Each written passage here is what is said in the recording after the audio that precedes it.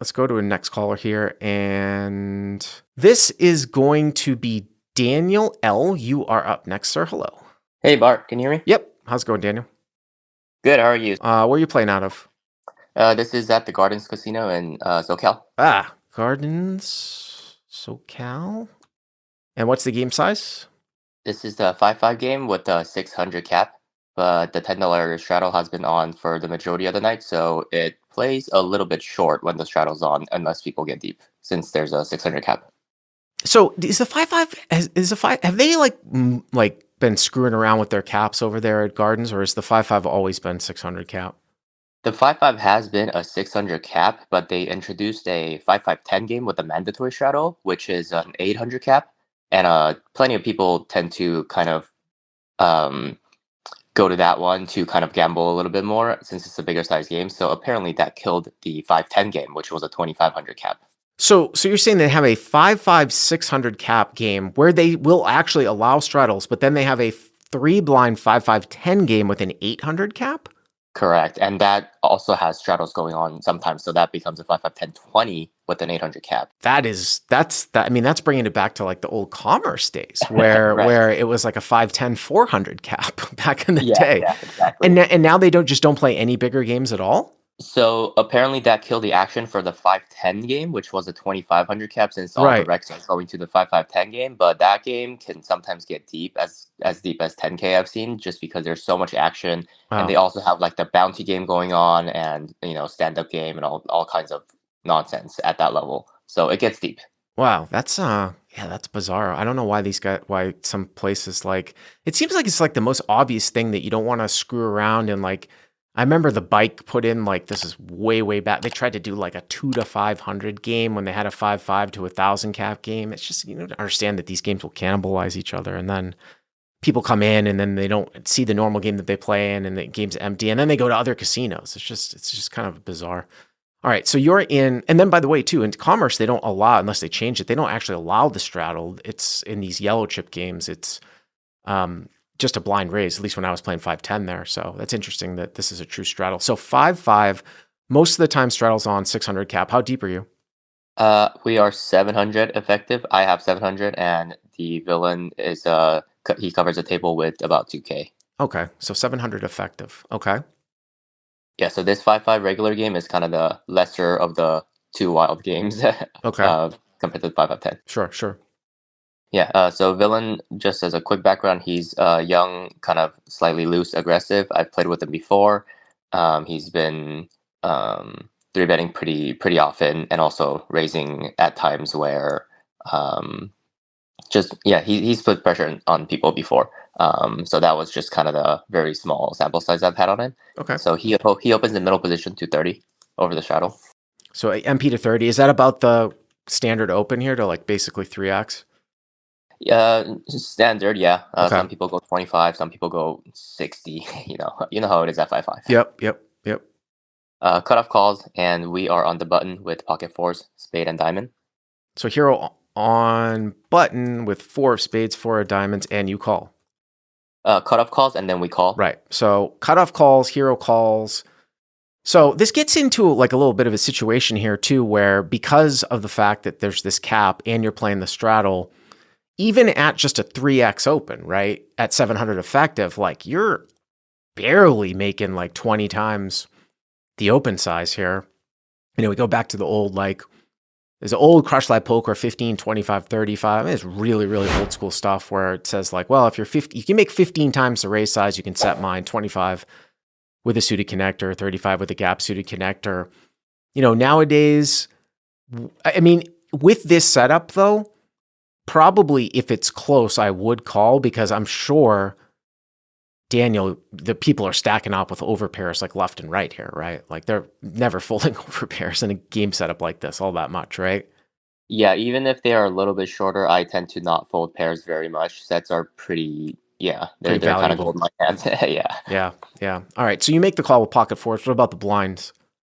Big blind calls and straddle also calls. So big blind and third blind call.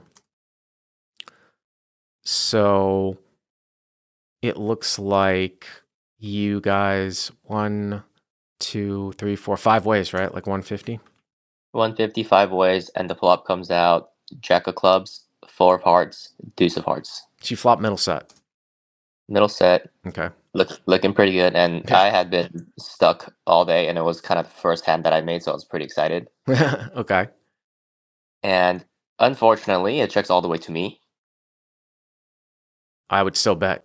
Yeah, we bet 75. Kiro bets 75, so you choose about a half pot size bet. And I would look at one of the things I would be looking at here is where is the pre-flop raiser in just like, I call this like sort of positional awareness. Where is the pre-flop raiser in this overall configuration, and how many people are automatically checking to the pre-flop raiser? So if the pre-flop raiser here, the pre-flop raiser is in the middle, meaning that the big blind and the third blind have checked to him basically blind, okay? So you don't know. Just because they've checked doesn't mean that they're not going to call. Whereas if the pre-flop raiser was somehow like, let's say that there was nobody in the blind, and the pre-flop raiser was first to act, like under the gun, and then you had a bunch of people in between, and the pre-flop raiser checked this flop, and then the people in between checked after the pre-flop raiser checked, that would lend me to think that a lot of times, like, people don't have a jack here, and I might even go like a little bit smaller, and then once in a while, you could even consider slow playing. But here, with sort of what in essence is two blind checks, you have to bet. You know what I mean? You just have to bet. Now, it's a two flush board. You know, it's not super, super connected, but yeah. Okay, so you go 75. Yep, and big blind straddle, they fold, and the pre-flop raiser surprisingly calls, and then the cutoff overcalls. Wow, so the MP calls, and then the cutoff overcalls. Now, why I sort of just gave that little wince, if you're watching me, is because, well, first of all, you know, again, usually in this game, people don't check over pairs, especially like in a game setup like this. That's number one, but I'm actually more perplexed by the fact that the cutoff overcalls, because the reason why that seems so strange to me is that the cutoff is second to last to act. And so like if he has a hand that's strong enough to overcall, why wouldn't he just bet?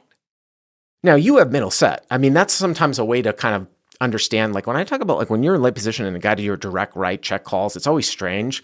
You always have to think about, oh, is he sandbagging something? I mean, I don't think you're going to have the best hand here right now, pretty much, unless the guy from up front is sandbagging like Jack. But I mean, I guess he might be trying to take a card because he didn't know what the guys in the blinds were going to do. And like he check over calls with like 5-6 suited or something like that. But it definitely wouldn't be something that I would have, if you had told me you were going to bet, I wouldn't have expected it to go call from the preflop raiser and then the guy to your right.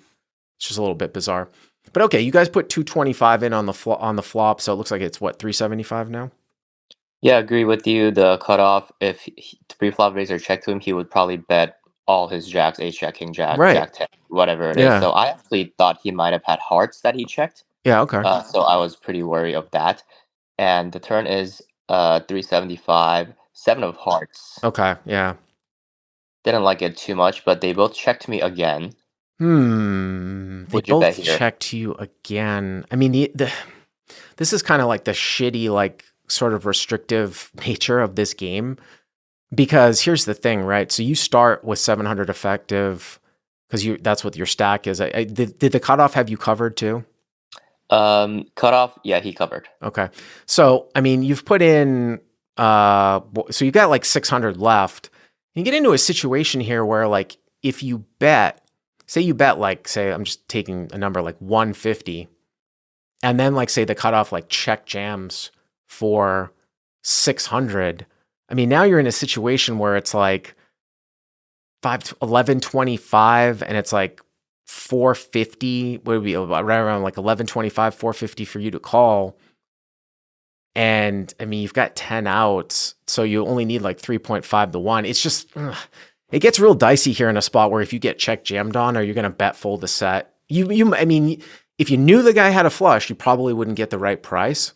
I mean, there is something to, I mean, yeah, sure, there's something to be said about, you know, you obviously don't want to let like a fourth heart come out, but as I had said, like maybe like a 5-6, but I think medium hearts too. And also too, you got the MP guy. I mean, from an earlier call from this like from the first call here on the live stream, I talked about, well, at this level, like you don't see a whole lot of like checks from overpairs all that much, but you might see checks from flush draws though, just because it was so long-handed. So I mean, I might be concerned that that at least one of these guys has a flush the way that this one went down. So I might check this one back. And then here's the thing, right? So if say you check it back, you get a blank river, a non-heart river, right? Obviously, if he gets checked to again, it's an easy value bet. And then, if you get a blank river and then maybe the cutoff bets, then you got to evaluate, okay, I mean, besides a flush, what possibly could this guy have? Could he have like a missed 5-6 or something like that? So I might be doing a lot of checking here behind. Yeah, that was my thought as well. But I thought there could still be value to be had since this game is relatively wild. And if they do jam, I could lay down as a bet fold. So that's why I size it a little bit on the smaller side. I bet 125. Well, here's the thing: like, if you're saying there's value to be had, if there's value to be had, and you are capable and you are prepared to bet fold, then it's probably not a bad plan.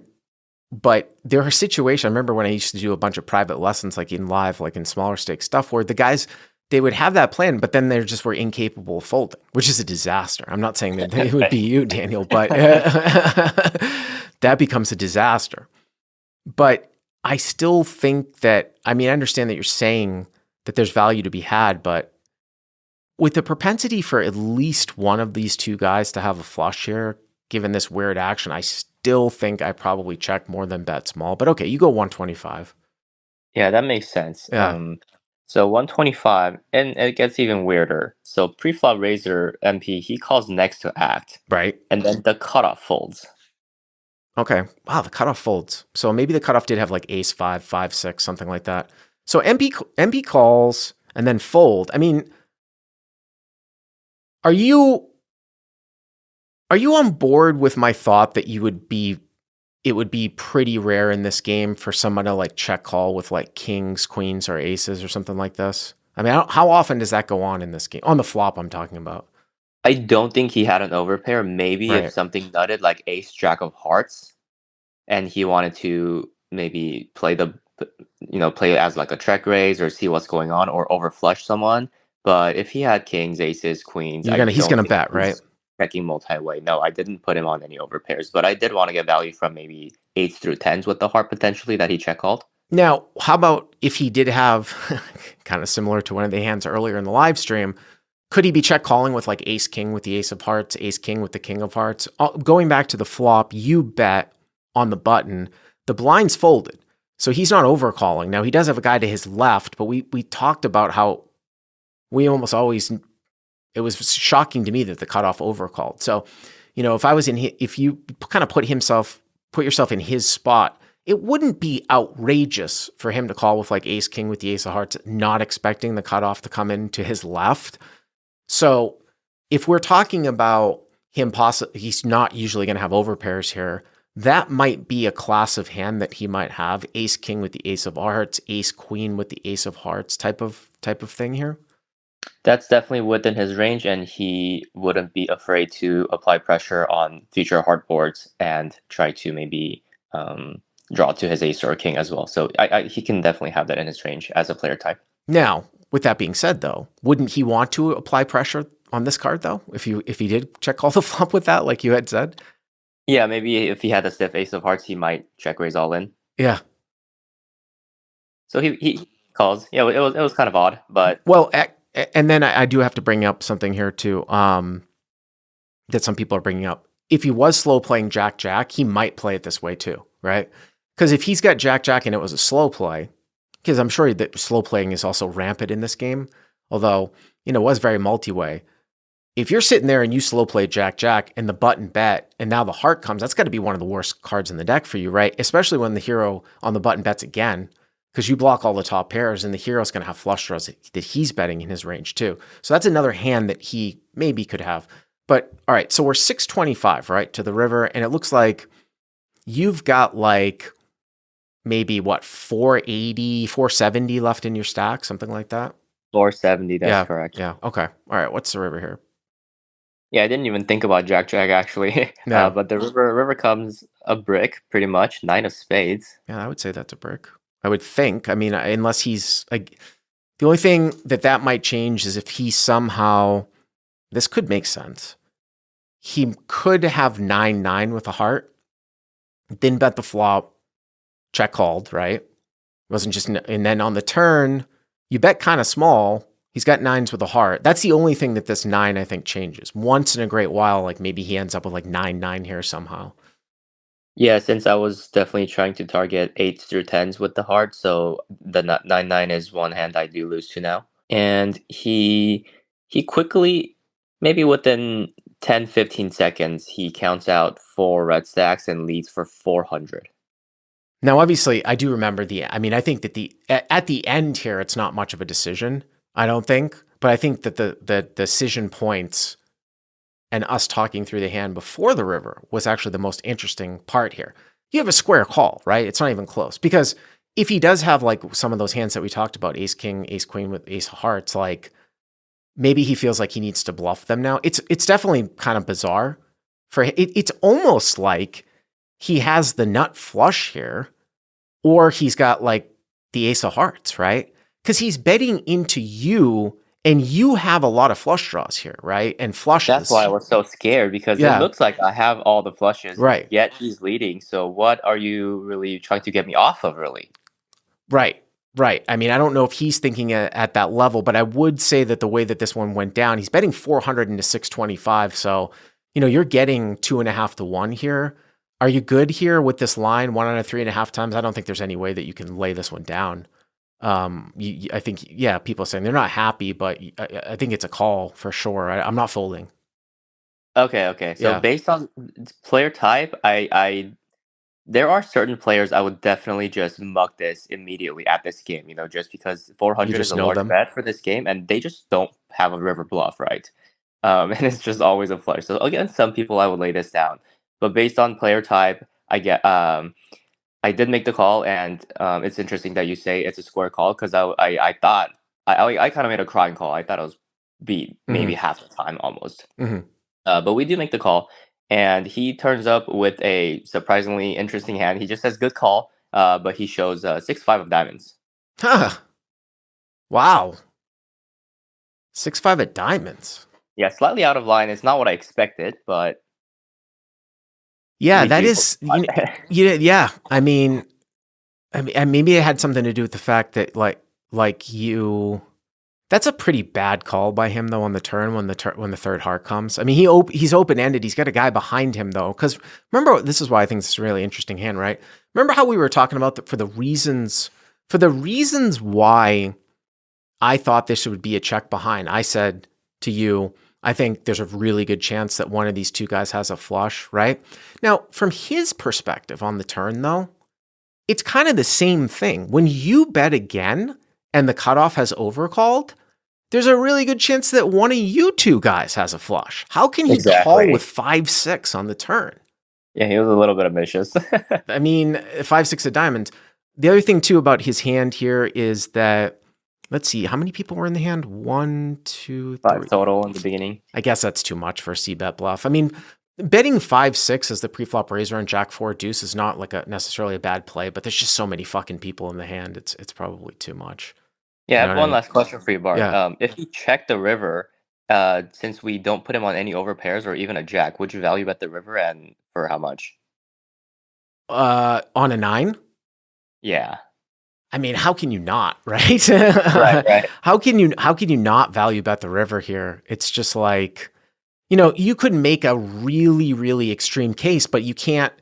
The times that this wouldn't be a value bet is if you said he either because we think that this is a super live node lock. If we said we're going to super live node lock the fact that he never has an overpair because he didn't bet the flop, and on the river, he's left with nut flushes and like ace, king, ace, queen with a heart that won't call a river bet, then it's a check back. But that's not really the reality of it, I don't think, So, But if we don't put him on any overpairs or jab, we probably go small to target yeah, I would say the so. medium hands, right? Not jam the 450 or 470. Yeah, I would say so. And the other thing too is that you can sometimes put in this like you can make an induce bet too.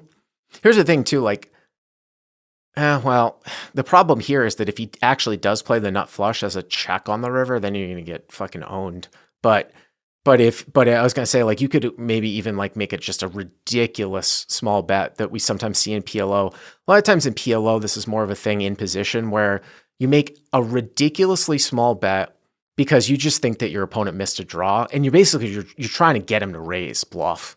So you bet like 75. Like he was done with the hand, but now he just wants to try to check But like raise. a tenth of the pot. Yeah, exactly. But that's kind of more of a PLO type of thing. But that's a cool hand. I appreciate the call. Thank you very much. That is Daniel. Thank you. Thanks for having me, Bart. All right.